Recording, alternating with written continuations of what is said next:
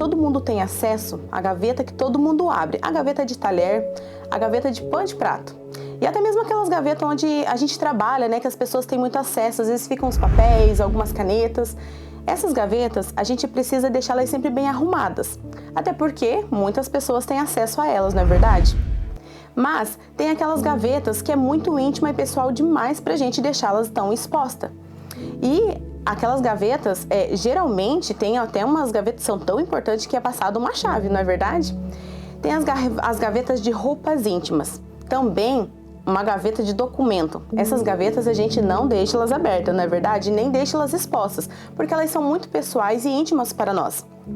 Hoje nós vamos falar de uma gaveta tão importante e íntima quanto gavetas de roupa íntimas ou gavetas de documento, que é a gaveta espiritual.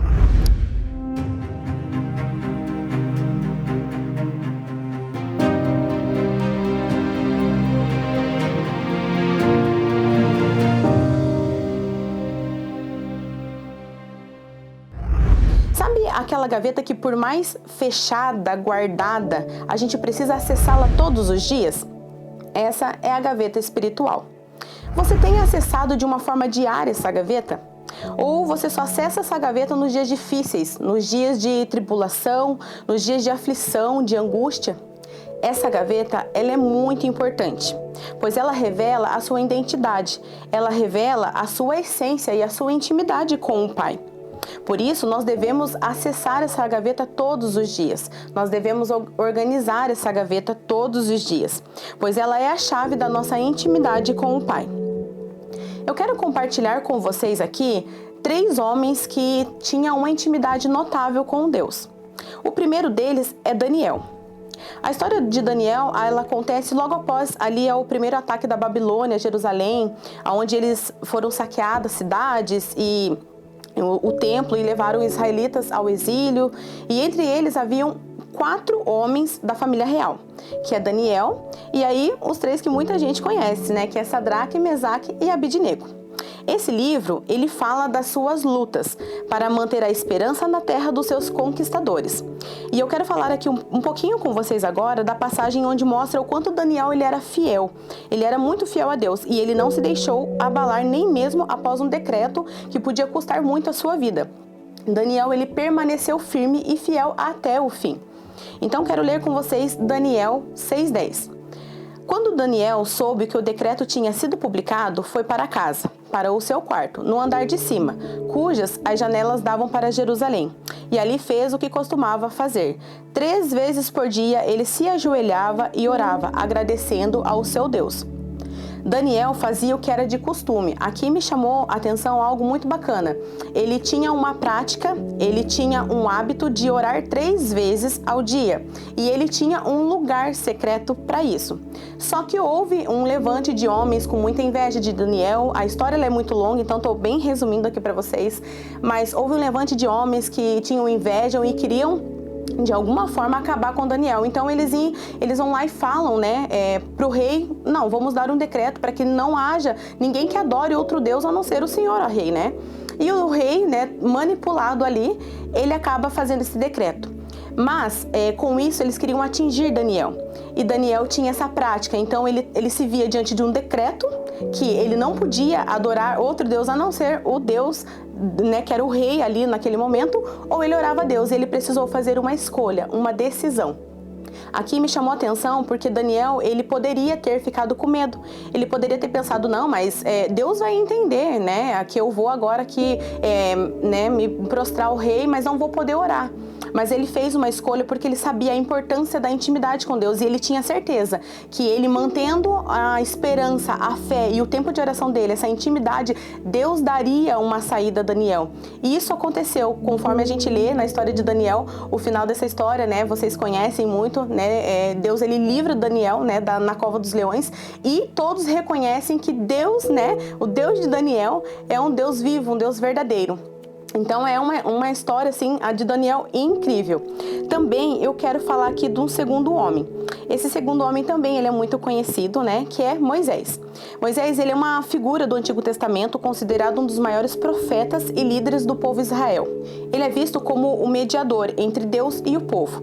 A história de Moisés é um relato de fé, obediência, libertação e liderança, com lições importantes sobre a relação de Deus e a importância da fidelidade à sua vontade. Então, nós vamos ler lá em Êxodo 33:11. Diz assim: o Senhor fala com Moisés face a face como quem fala com um amigo. E Êxodo 33:13, que diz assim: se te agradas de mim, revela-me os teus caminhos, para que eu te conheça e continue sendo agradável a ti. Lembra-te de que esta nação é o teu povo. Aqui eu tirei um pequeno trecho, né, da história ali de Moisés. E Moisés é um homem que tinha uma intimidade tão linda com Deus, que fala que aqui no texto, né, que eu quis destacar para vocês, é que Deus falava face a face com Moisés. Eu fico pensando, tamanha era a intimidade de Moisés com Deus, né, para que Deus falasse com ele, né, face a face. E eu fico pensando que Moisés tinha muita distração naquele tempo. Havia muito, ele estava mediante, né, a um tempo muito diferente, a um tempo de libertação. Houve também, né, o tempo onde se levantou toda aquele povo murmurando, reclamando. E Moisés, assim, eu fico pensando no coração de Moisés, mediante a tudo aquilo, talvez o cansaço emocional, o cansaço, o desgaste, sabe, que ele tinha que lidar com aquele povo, e aí ele se via diante de um cenário que ele também tinha intimidade com Deus. E algo que eu acho muito incrível em Moisés é que, mediante ao cansaço, talvez um esgotamento emocional, mental, ele entendia a importância dessa intimidade, ele entendia que quando ele estava naquele momento, era um momento único, um momento onde realmente ele poderia falar para Deus, sabe, abrir o seu coração. E Moisés aqui também teve experiências lindas com Deus. E algo que me chamou muita atenção era o caráter de Moisés. Ele realmente era um homem que ele falava: Deus, olha para mim, eu sou um homem tão limitado, cheio de limitações, e Deus olha para ele e usa ele da forma que ele é. Então, às vezes a gente se pergunta: poxa, mas eu nem sei orar, às vezes, né, eu sou tão limitado, olha, Deus, eu tenho tanta coisa, eu tô tão cansada, mas Deus, ele só quer um coração disposto, né, um coração quebrantado. E ele viu isso no coração de Moisés, né, uma história muito linda. Também quero falar do nosso terceiro homem aqui. E esse é o nosso maior exemplo, né, a ser seguido, que é o nosso amado Jesus. Jesus, ele enfatizou a importância da oração como uma comunicação íntima com Deus. Ele ensinou os seus discípulos a orar com sinceridade, buscando relacionamento pessoal com o Pai. Jesus exemplificou a oração como prioridade, dedicando tempo à comunhão com Deus em momentos de solidão e também na companhia dos seus seguidores. Aqui também fala de Jesus, ele se retirando por vários momentos, né, para ele ter essa oração, para ele ter essa prática de busca, de intimidade. E algo me chama muita atenção porque Jesus, ele era o Filho de Deus, mas ele tinha uma prática que é muito lindo ver nele, que refletia nele depois. Ele ia, ele orava, mas aquilo acompanhava ele, né? E essa é a busca que Jesus tinha, assim, fala muito sobre a humildade do coração de Jesus, né? E agora eu quero compartilhar também aqui com vocês, né, o texto de Mateus 14:23. Então nós lemos assim: tendo despedido a multidão, subiu sozinho a um monte para orar. Ao anoitecer, ele estava ali sozinho. Em Lucas 5:16, Jesus, porém, retirava-se para lugares solitários e orava. E algo é muito bacana aqui.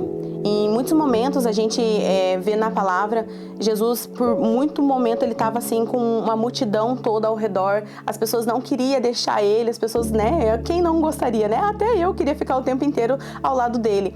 E aí as pessoas queriam estar sempre perto, queriam estar sempre com Jesus, mas Jesus, ele entendia que ele precisava de um tempo sozinho.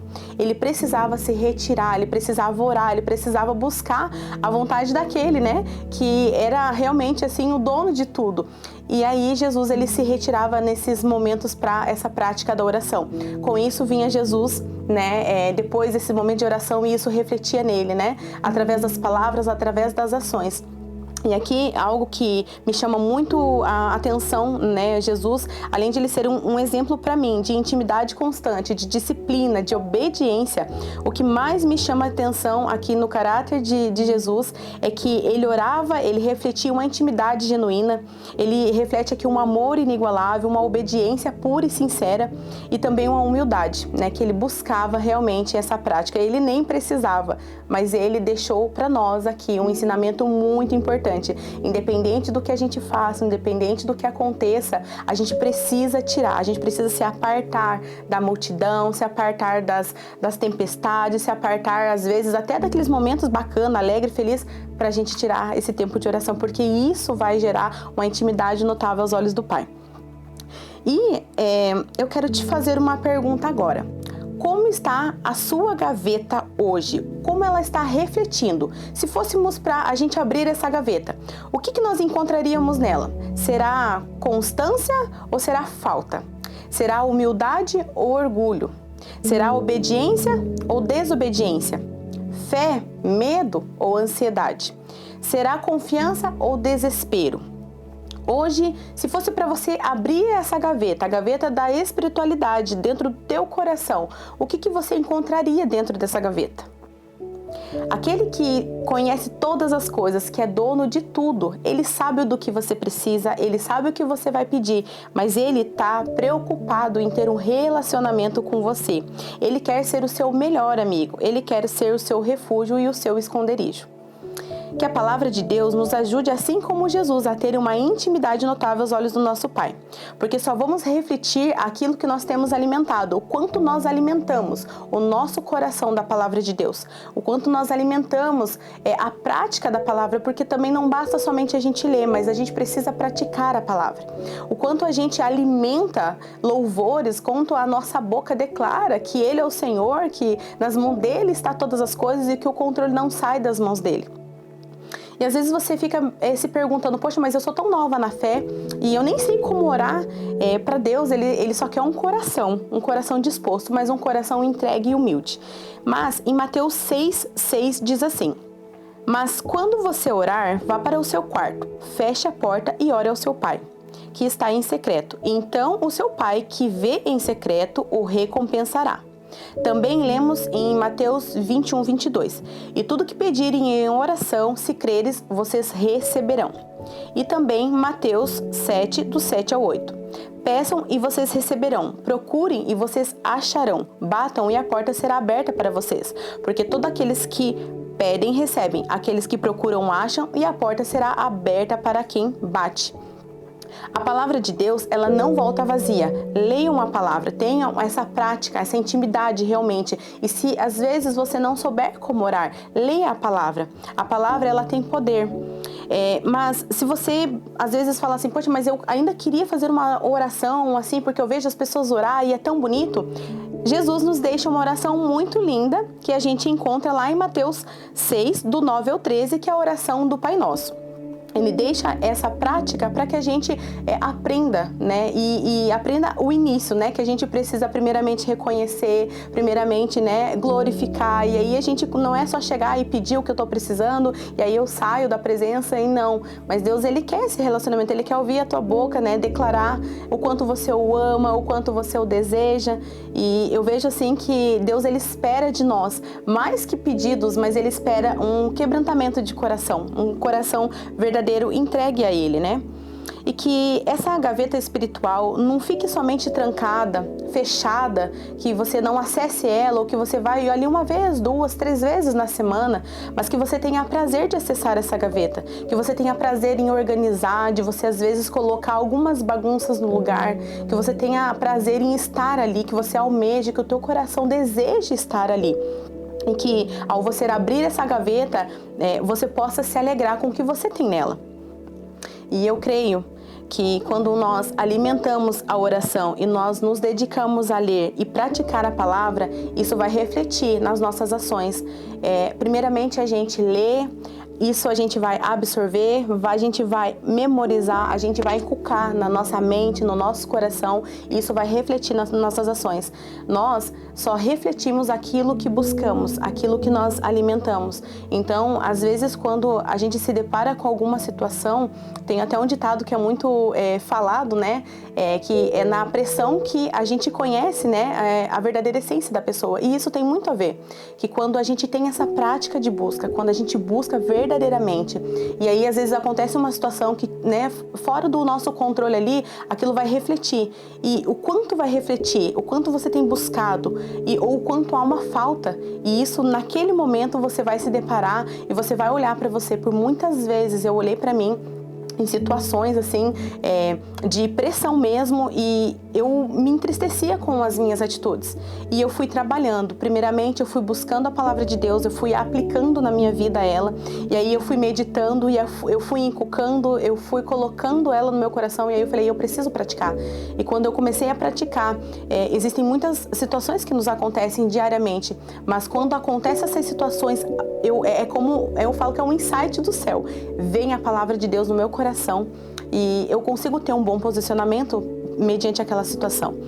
E eu creio que quando a gente tem esse entendimento em Deus, que a gente tem essa busca, essa prática da palavra, nós vamos muito mais além e nós vamos viver o sobrenatural do Senhor.